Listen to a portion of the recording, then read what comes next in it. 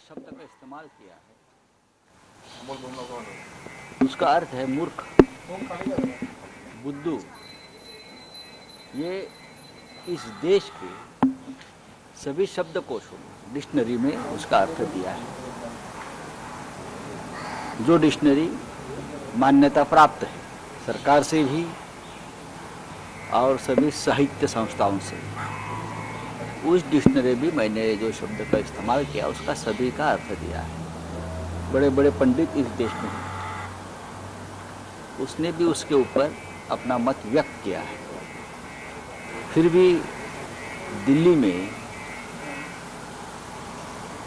मेरे खिलाफ मुझे पूछे बगैर कि क्या है, एक एफआईआर दर्ज कर दी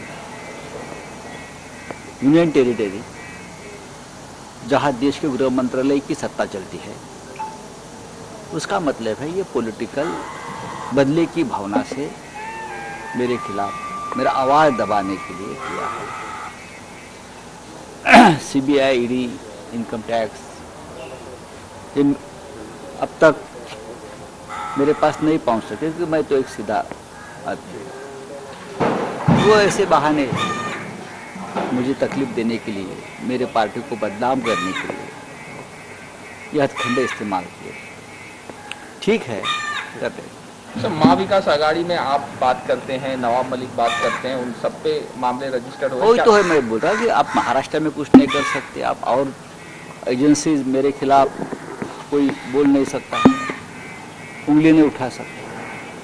तो ऐसे हथकंडे अपना कर जो केस या जो गुनाह, जो एफआईआर दर्ज हो ही नहीं सकती, तो किसी को आगे करके हमारे खिलाफ इस प्रकार की शिकायत, एफआईआर दर्ज की जाती है। लेकिन भाई मैं भी बताना चाहता हूँ, ये शिवसेना है। सर, किशोरी नगर ने भी एफआईआर रजिस्टर्ड की थी भाजपा के नेताओं पे, उसको लेके वो तो होता है, यहाँ हमारे महिलाओं ने किया है तो उसके बदले में वहाँ किया है। देखो, इस प्रकार से कानून नहीं चलता। आप संविधान की बात करते हो, आप कानून की बात करते हो, और हमारे खिलाफ, मैं मेंबर ऑफ पार्लियामेंट हूँ, सदन चल रहा है, और हमारे खिलाफ झूठे मुकदमे दर्ज करने के लिए आप एनकरेज करते हो किसी को, ये ठीक नहीं है। लेकिन करने दो, उनका अधिकार है।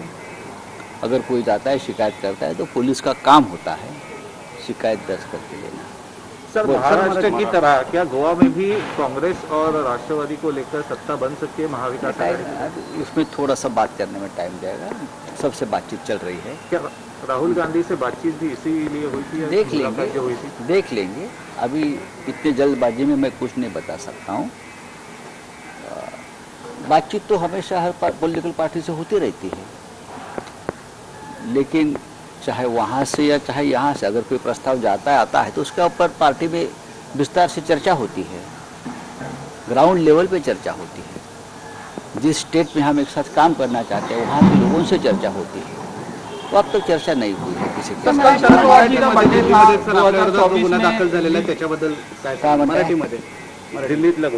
दिल्लीमध्ये मला आपल्याच माध्यमातून सगळ्यांच्या समजलं की दिल्लीमधल्या एका पोलीस स्थानकात माझ्या विरुद्ध तक्रार नाही तर गुन्हाच दाखल करण्यात आला।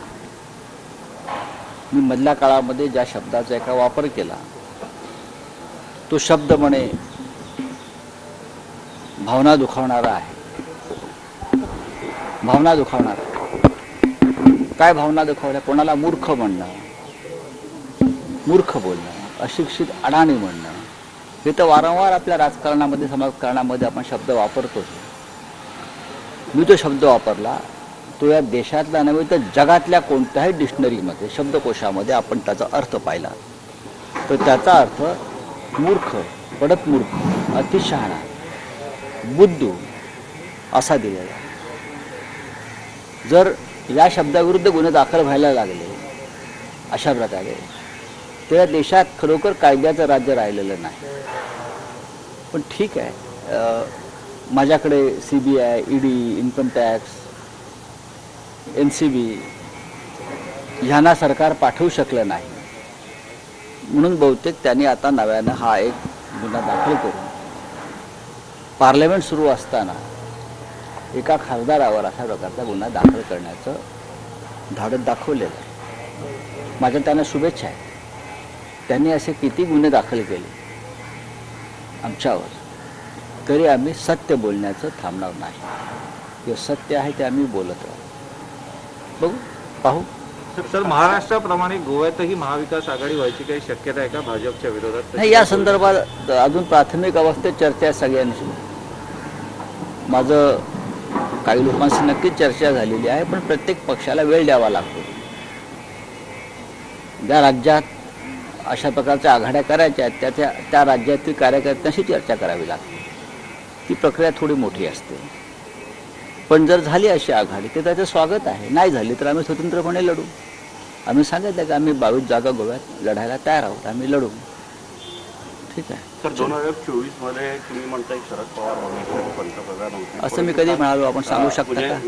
विरोधी पक्ष आपण सांगू शकता का? विरोधी पक्ष म्हणतोय 2024 मध्ये पंतप्रधान होण्याचे स्वप्न पाहत आहेत शरद पवार, परंतु हे पहा की कोणी कुठली स्वप्न पाहू नयेत.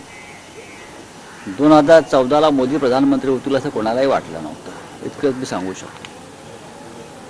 राजकारण हे फार चंचल आहे.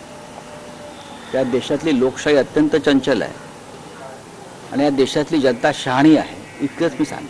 सर, हिंदी में जानना चाहूंगा, 2024 में ये कहा जा रहा है कि शरद पवार जी नहीं, लीड मैंने करेंगे और देखिए अपोजिशन की यूनिटी की बात चल रही है. मैंने इतना ही कहा कि अपोजिशन की यूनिटी की बात चल रही है और इस देश में आज अपोजिशन का यूनिटी एक समर्थ पर्याय के रूप में बनना बहुत ज़रूरी है. और इस देश में जब मैं राहुल गांधी जी से बात करता हूँ, जब मैं प्रियंका गांधी जी से बात करता हूँ, मैं और नेताओं से बात करता हूँ, मैं ममता दीदी से बात करता हूँ, मुझे लगता है कि सभी को एक साथ लाकर अपने अपने मतभेदों को कुछ समय तक दूर रखने के लिए मजबूर करने वाले एक ही नेता इस देश में है, वो शरद पवार जी है. और लीडरशिप की कोई बात ही नहीं है. जब मैं सबसे बात करता हूँ तो लीडरशिप की बात नहीं है, सिर्फ विकल्प की बात होनी चाहिए. ये पवार साहब का भी कहना है. मैंने बार बार उनसे बात की है.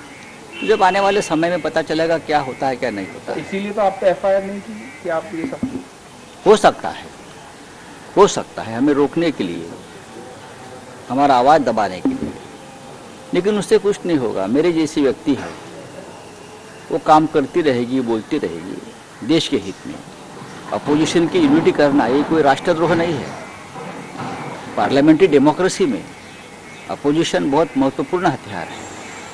हमने ये नहीं कहा कि हम मोदी जी के खिलाफ कोई षड्यंत्र रच रहे हैं. नहीं, इस देश में अपोजिशन की आवाज़ गूंजनी चाहिए.